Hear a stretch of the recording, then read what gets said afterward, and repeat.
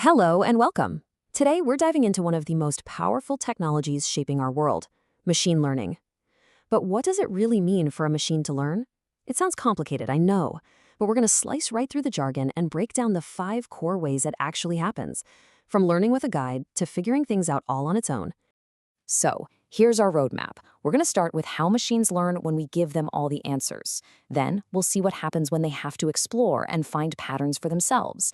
After that, we'll look at learning from mistakes. And finally, how all these ideas get blended together to create some seriously smart systems.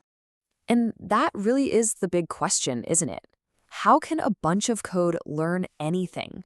It sounds like something straight out of science fiction, but the basic idea is actually something we can all connect with. Let's try a little analogy. Think about putting together some IKEA furniture. You've got a few options, right? You could follow the instruction manual, step by step, no questions asked. That's one way of learning. Or you could just toss the instructions, dump all the pieces on the floor, and try to figure it out yourself based on how things look. And of course, there's the trial and error method. Just start putting pieces together and see what fits. Each of these approaches has a direct parallel in the world of machine learning. All right, so our first method is what we'll call the teacher. The official name is Supervised Learning, and it is by far the most common type you'll run into. Just think of it as a student learning with a giant answer key. So with supervised learning, we feed the machine a ton of data where the correct answers are already known. It's kind of like giving it a massive set of digital flashcards.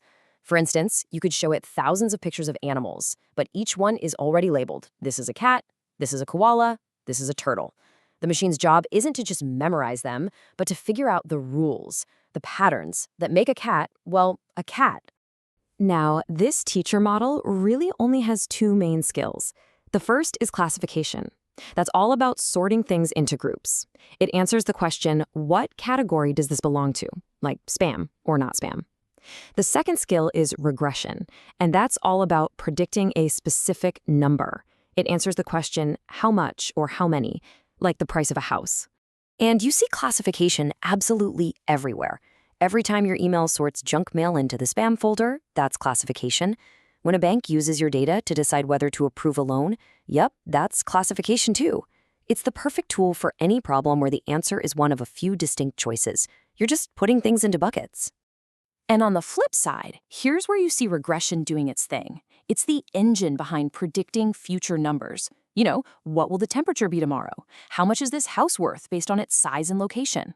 If the answer you're looking for is a number on a sliding scale, chances are it's a job for regression. Okay, but what happens when you don't have that nice, neat answer key? What if your data is just a giant, chaotic mess with no labels at all?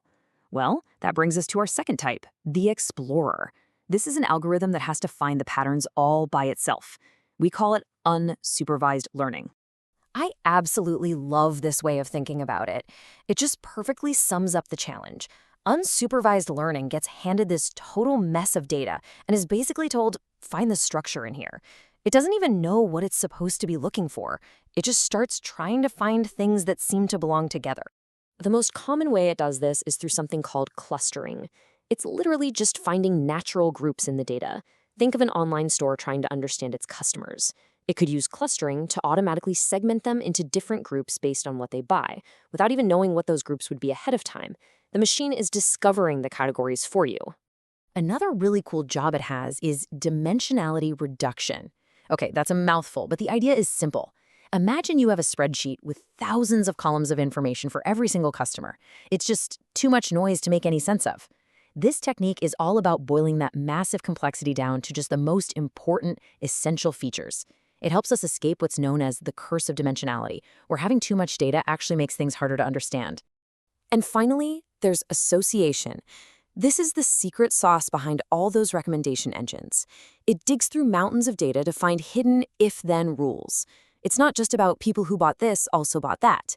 It can uncover really weird hidden behaviors, like the classic example of finding that people who buy diapers on a Friday night are also likely to buy beer. That's a pattern you'd never guess, but one a machine can find easily. So our third type of learning is totally different. It doesn't start with a big pile of data at all. Instead, it learns by doing, by pure trial and error. This is the gamer, and its formal name is reinforcement learning. It all comes down to this constant feedback loop. You have an AI agent. Just picture a character in a video game. It takes an action in its world.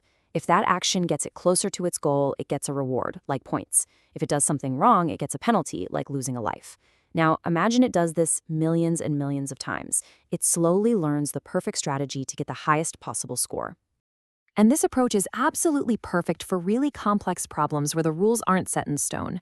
It's how AI has learned to master insanely difficult games like Go.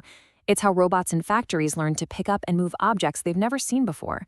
And it's a huge piece of the puzzle for training self-driving cars to navigate the unpredictable chaos of a city street. Now, as you've probably guessed, the real world is messy. These neat little categories don't always cut it.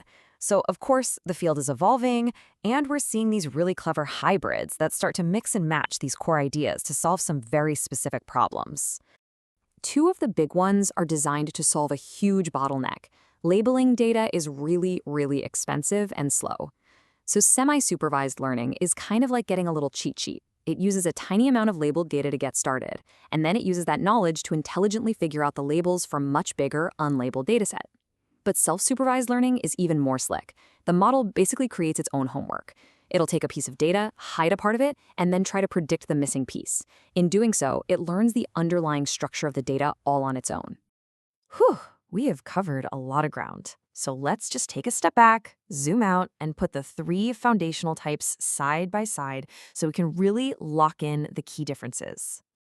This table really says it all. You've got supervised learning, the teacher, which needs labeled data to make predictions. Then you have unsupervised learning, the explorer, which dives into unlabeled data to find hidden structures. And finally, reinforcement learning, the gamer, which doesn't need data up front. It learns by doing, by interacting with its world to figure out the best moves. At the end of the day, the right tool always depends on the job you're trying to do.